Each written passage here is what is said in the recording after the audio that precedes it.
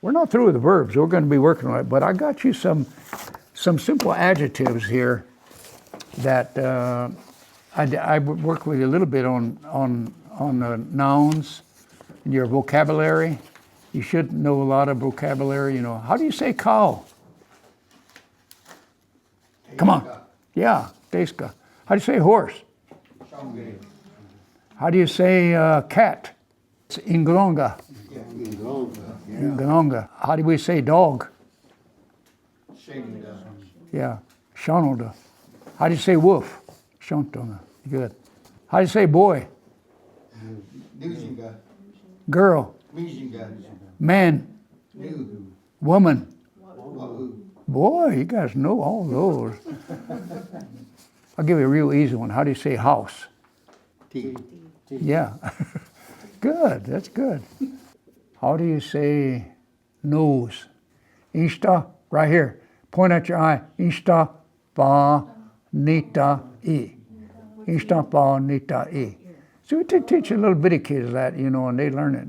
Yeah, real easy. So your vocabulary needs to grow, you know, more and more. You learn things, you know. Okay, well, we're going to look at some adjectives here.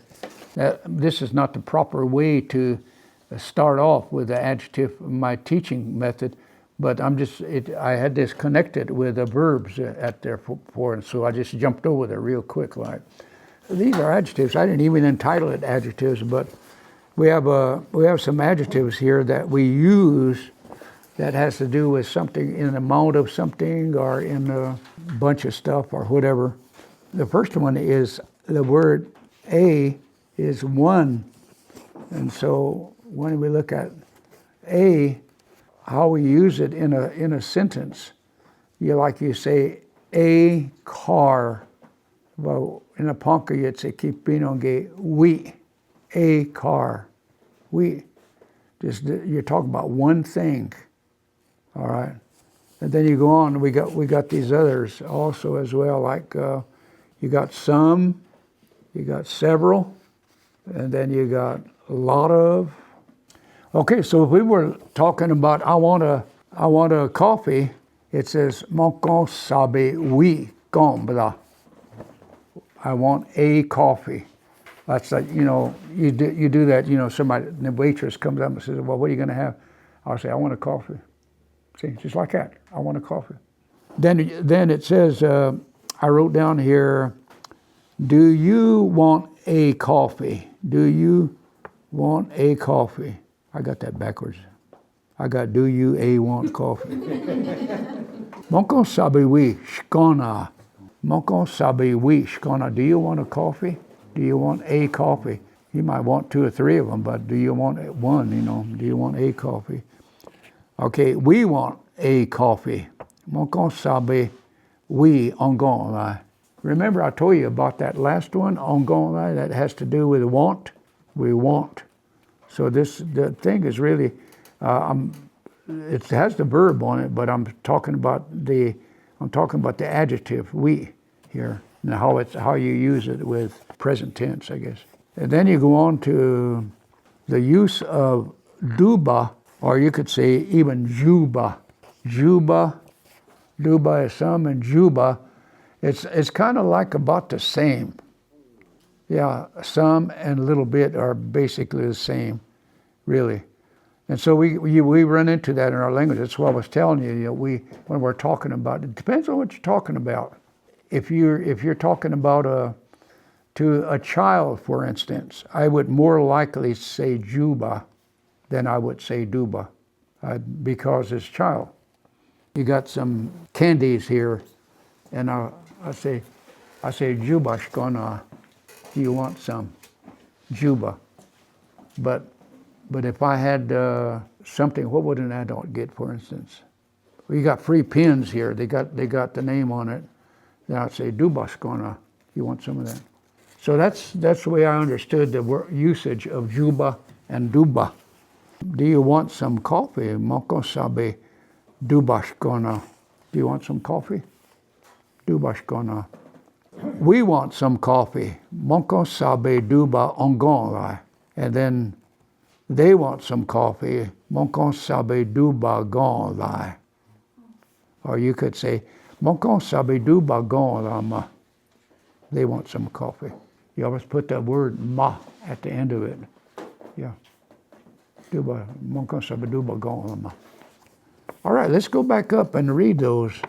We'll start with Otis Wayne here. I want a coffee. Yeah. Okay, and Mike? Huh? Yeah.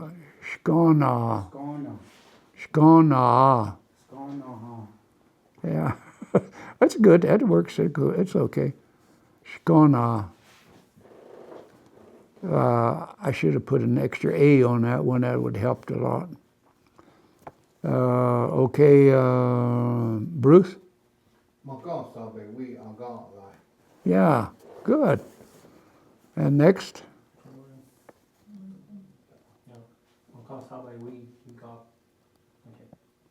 Again?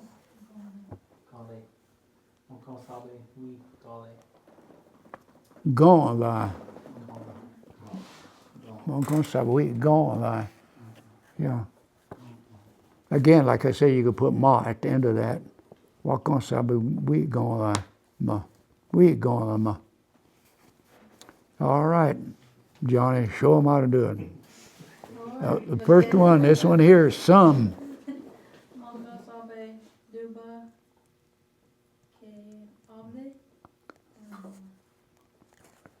Look at it closely. Gone what?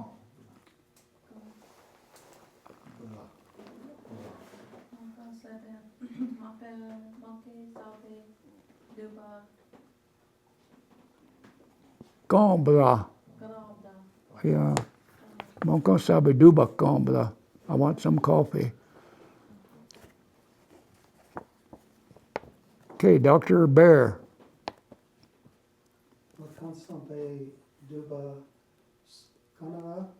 Skona. Yeah. Okay, next. Ongonla. Ongonla. Okay, next. Yeah. You remember now, I keep telling you, at the end of that, you could put ma at the end of it. Gonla ma. Yeah. But it works like it is too. All right, we're gonna just go ahead and go right on with that reading here. I want a lot of coffee. I want a lot of coffee. You're just exaggerating there. And you can use that word like that, but it's not a real good example of how you would use it. We have words, hate gaji, ahige, ishe, and washe. Those are all words that mean a lot of, or much, or, just a lot of whatever there is.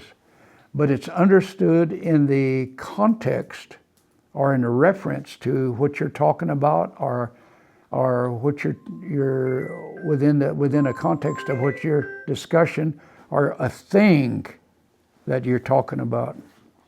And they don't all apply to the same thing. Hega means a little bit or not much. And I don't know where it started, how it started, but we started saying, hey gaji. Ji is a negative, okay? Not or no. So if you add on ji or a form of ji, that means it's a negative. It's a no. So you say hey ga ji, not a little, or not much, not a lot. Hey gaji. Next one. Do you want a lot of coffee? Monko sabe hey gaji shkona.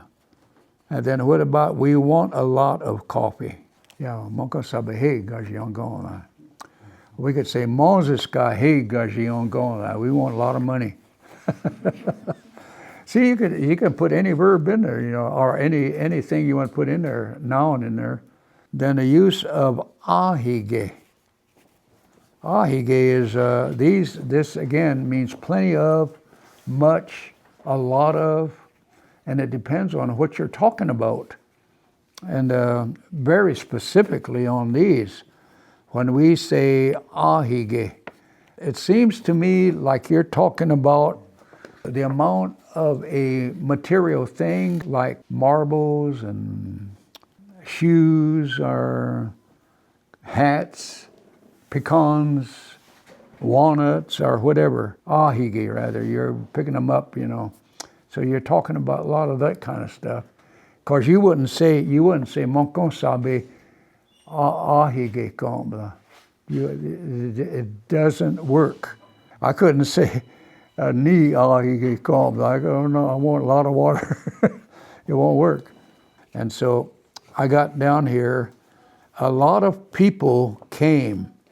Now shiga ahige ahi. Now shiga ahige. Yeah, that means a lot of people came, ahige. And if I said, hey, Gaji, it sounds like I'm talking about a number of material things, so maybe there's I don't know, it looks like it kind of jumps back and forth there somehow. Doesn't sound right to me.